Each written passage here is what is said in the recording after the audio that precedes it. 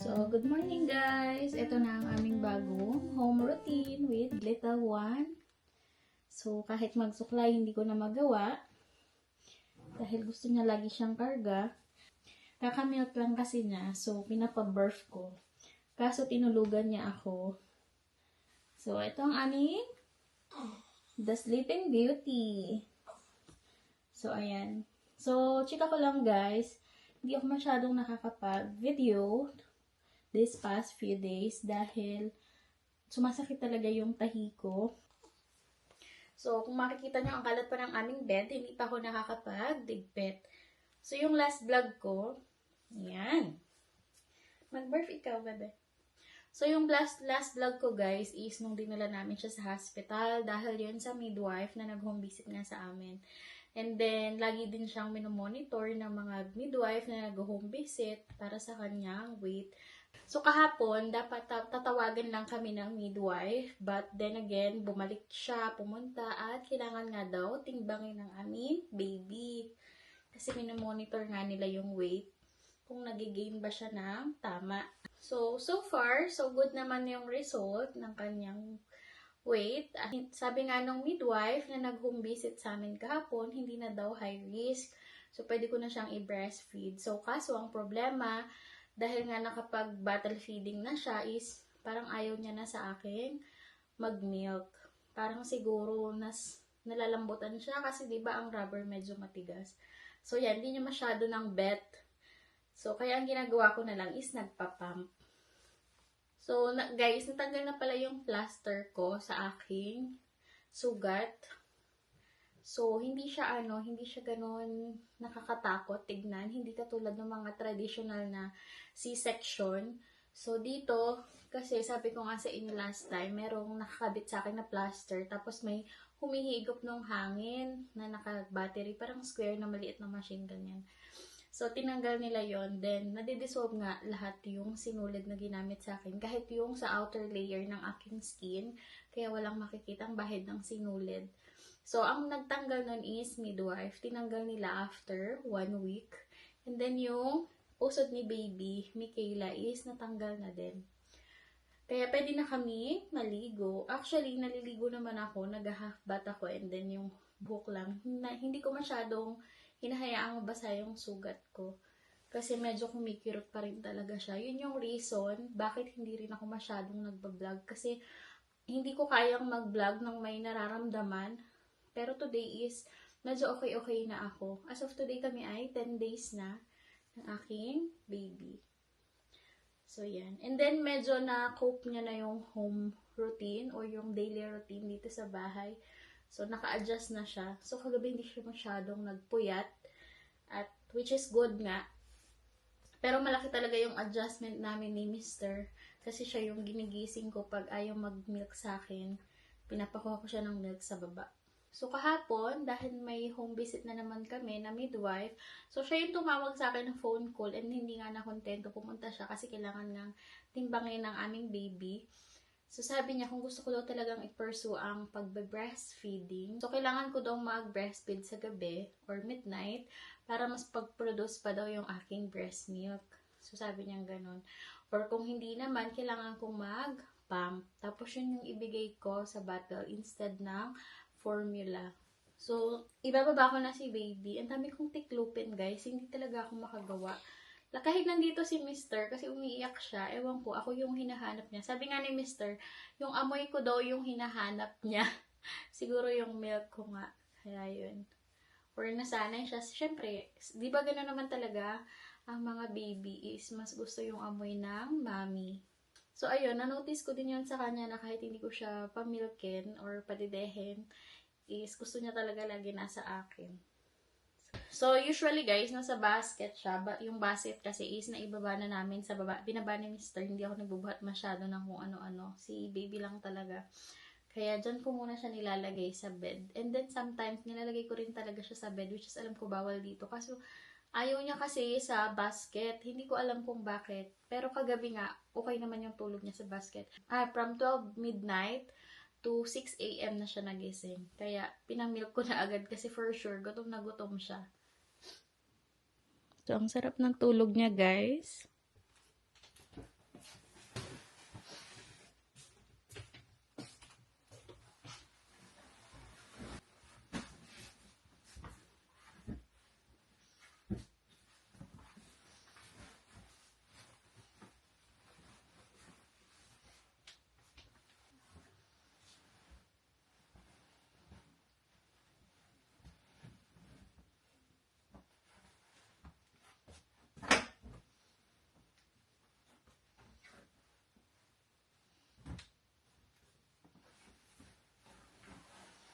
So, habang natutulog guys, ang aming baby, sasamantalahin ko at ako'y magtitiklop dahil ito ay kahapon pa. Hindi ko siya agad natiklop kasi nga hindi siya masyadong nagpababa. Especially pag hapon na. So, gusto niya lagi kaming magkadikit. Gusto niya lagi siyang karga-karga.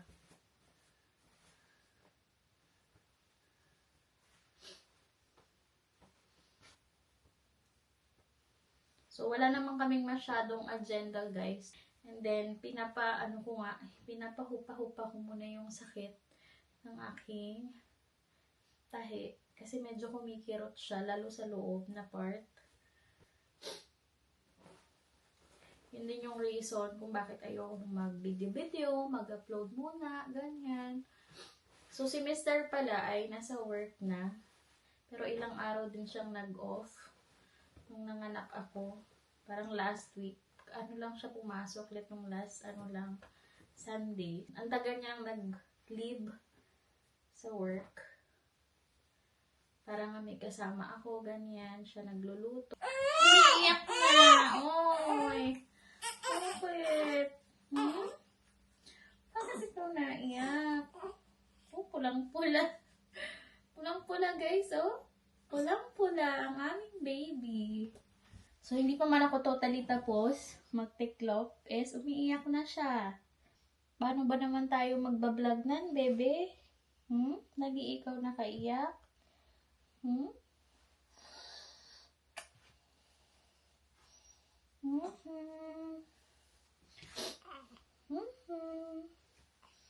Gusto mo ng milk? Sagot. Sagot ikaw. So, yan guys. Bababa kami. At feeling ko gusto niya ulit mag-milk. Yeah? Gusto mo milk? Would you like some milk, bebe? And then magsasaing na ako for lunch. Para mamaya. So, ayan. Tara sa baba, guys. Habang hawak-hawak ko siya. And then, uy, may init dito, bebe. Sayang, hindi namin naabutan yung init sa kwarto. Kasi nung sumikat na yung araw is, hindi na nasisinagan yung aming bintana. Kaya, yan, sayang. Sobrang kalat ng bahay namin, guys. Dahil hindi nga ako masyadong nakakaligpit. Yan, hindi man lang ako nakapag-mop. Hindi rin ako nagba-vacuum. So, medyo makalat yung aming bahay. And then, ang tao dito, ang bisita is, maya, lalo na yung mga midwife na nag-home visit, halos everyday sila. Pag hindi man, 2 days na magkasunod. And then, isang araw hindi. Then, may visit ulit. Kaya yan, hindi kami masyadong nakakalinis. Kasi nakakahiya naman dito sa UK kasi hindi uso naguhubad ng shoes. Hindi katulad sa atin sa Asia. So, dito. Kaya, sabi ko kay Mister talaga din, ayoko ng carpet kasi nga ang shoes is dire-diretso sa loob. Pag carpet, talagang madudumihan talaga, sayang. At saka, mahirap maglinis ng carpet. So, naiyak na naman siya, guys, kung maririnig nyo. Pero, magsasaing muna ako. And then, gagawin ko siya ng milk.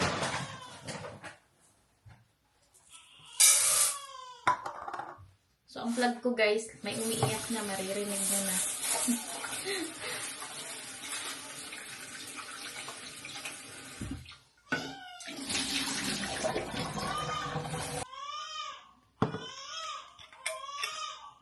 So, ito yung milk niya. Ready, na siya.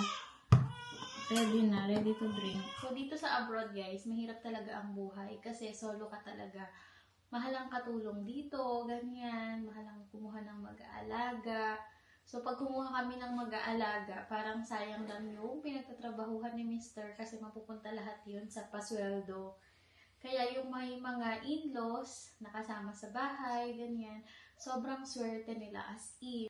So, papalitan ko siya ng Pampers, guys, para magising siya. And then, kailangan niya ulit mag-milk. Kasi nakabiling-bili na ng doktor na kailangan daw every 2 hours, at least maka 60 ml siya. So, kaya kailangan ko siyang gisingin kasi naka 1 hour na siya and then may milk pa siya. At ayoko namang mapanis yun, kaya gigisingin ko na siya. And I think, kailangan ko na rin naman siyang palitan ang diaper. ang baby para ikaw ay gumising. Stretching.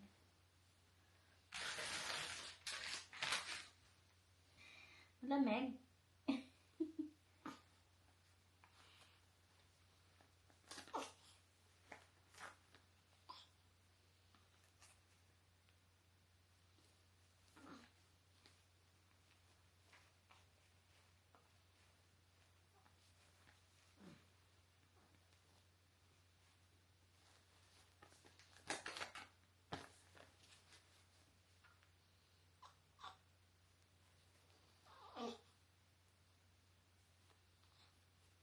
So, madalas guys, ang gusto kong ginagamit sa kanya is cotton, bulak. Kasi feeling ko mas malinis.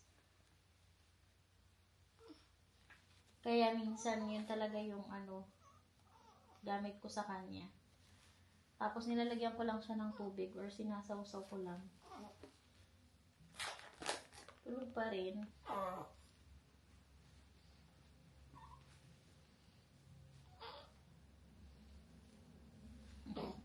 So, nakakain na pala ako guys ng lunch. Hindi ko na binideo kasi parang gutom na gutom. Ganun yata pag nagbe-breastfeed is nakakagutom talaga. So, ayan. Kaya ito naman batang ito ang aking iintindihin. Tsaka mabilisan lang yung kain ko kasi nga pag nagising siya, gusto niya ay papakarga. Parang kakaawa pag pinapabayaan ko siyang umiiyak. Kaya hindi rin ako nagtatagal kumain. Ba't ganyan? Parang ang sikip.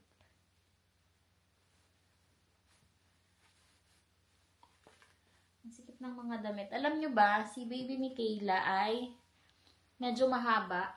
Kasi kahit sinong magsabi, 54 cm kasi siya. Parang ang average ay 53 cm. Lalaki pa yun ha, baby boy. Size ng baby boy. Pero ang aming baby ay 54 cm. Sabi ko nga kay mister, kaya pala siya nung nasa tiyan ko ay ang likot-likot, parang sipa. Siguro nasisikipan. Tsaka as in guys, yung sipa niya sa tiyan ko, masakit talaga siya. Malakas. Yun pala, ang haba niya paglabas. So, alam na this, matangkad. Say hi na. Hi everyone! Say hi. Hi everyone! So, kailangan ko na siyang patidehin. Sa bottle lang muna. Kasi hindi naman siya sa akin mag-milk eh. Hello? Gising na ikaw? Hello? So, yung hair niya is medyo brown, black. Sabi ni Mr. ganyan din daw yung buhok niya noon. Kung siya ba, kaya lang siyang gisingin.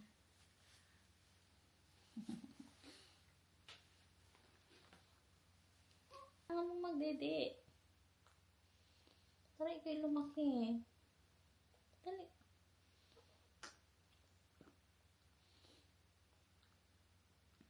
Medyo naninilaw pa guys yung kanyang mata. Yung balat medyo na lang. Sana mawala na siya. And sabi nga ng doktor, kailangan nga is proper feeding para ngayon ay mawala. And then sa atin kasi pinapaniwalaan din natin yung sikat ng araw, di ba? So pinapainitan ko siya minsan. Maswertihan kasi kung may araw dito sa amin.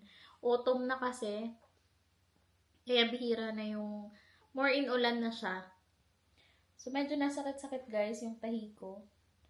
Kaya, minsan, nahihirapan akong kargahin siya. Pero, wala akong choice. Kasi, lalo na pag nasa work semester, ganyan. Kaya, nandito kami lagi sa sofa. Kung dati, lagi akong nasa dining. Pag nag-video, ngayon, mas madalas ako dito sa sofa. Kinoberan ko pa nga. Siyempre, kasi newborn. Medyo maselan yung balat. Hindi ko nga siya kinikis sa mukha. Kasi nga, newborn, di ba, sensitive, ganyan. Konting namumula-mula. Kaya, wala mo nang kiss-kiss sa mukha. Sa damit lang. Naamoy-amoy lang.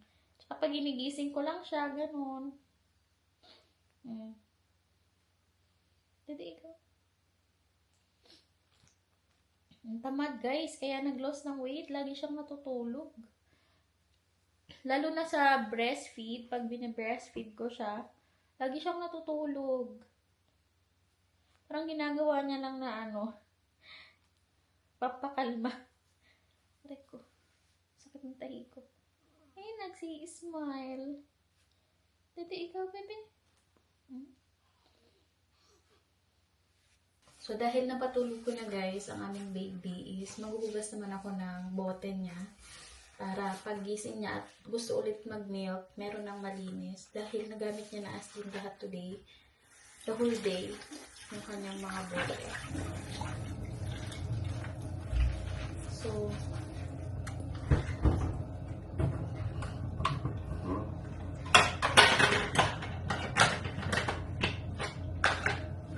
buti kahit pa paano is nakisama yung mostly talaga guys, sa umaga, sa daytime, is gising siya, which is good din. Dahil sa gabi is mahaba-haba naman yung kanyang tulog. So kagabi, ang natulog siya ng 12, and then nagising ng 6. Nagulat ka ako pagising ko 6 na. Usually kasi gumigising siya ng 4 a.m. or 4:30, ganyan. Sometimes 5, pero madalas is 4:30. So, medyo nagulat ako nga ang late niya na nagising. So, mahaba-haba yung tulog niya. Hindi siya namuyat masyado. So, ang hirap din guys ng may newborn. Alam niyo yun, kasi gising siya ng gising. Then, yung oras mo is limited. Talagang pandalas lahat sa lahat ng bagay.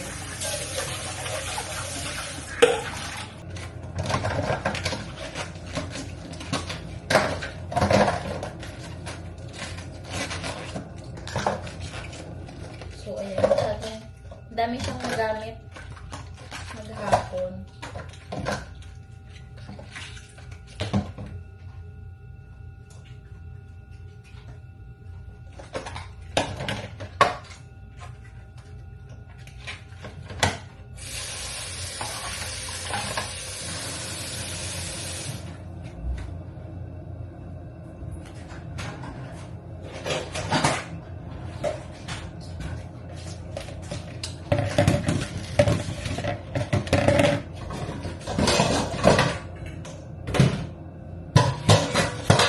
So, dito pala guys, sa UK, hindi pwedeng wala kang sterilizer. Chine-check din pala yan na midwife na nag-home visit.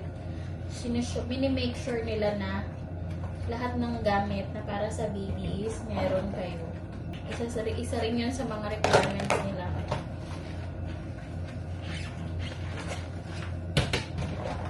Sabi ko nga sa inyo, napaka-importante ng safety ng baby dito sa UK. Kaya, lahat ng kailangan niya bago pumanganak, binili na ni Mr. in order niya na online, ganyan.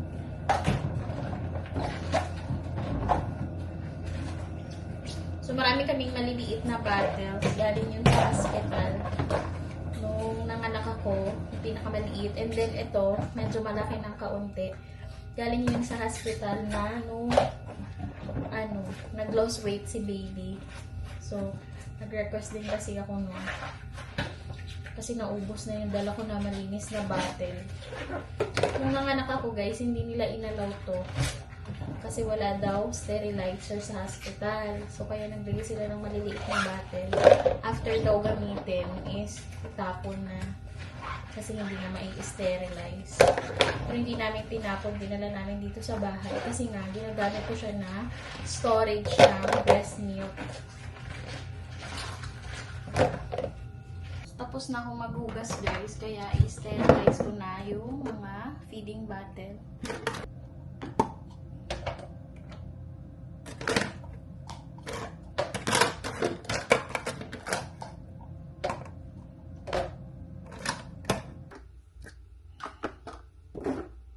Iyak na yung ating baby.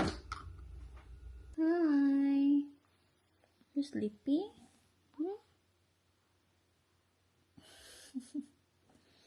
Hello? Oh, come on. Okay na. See you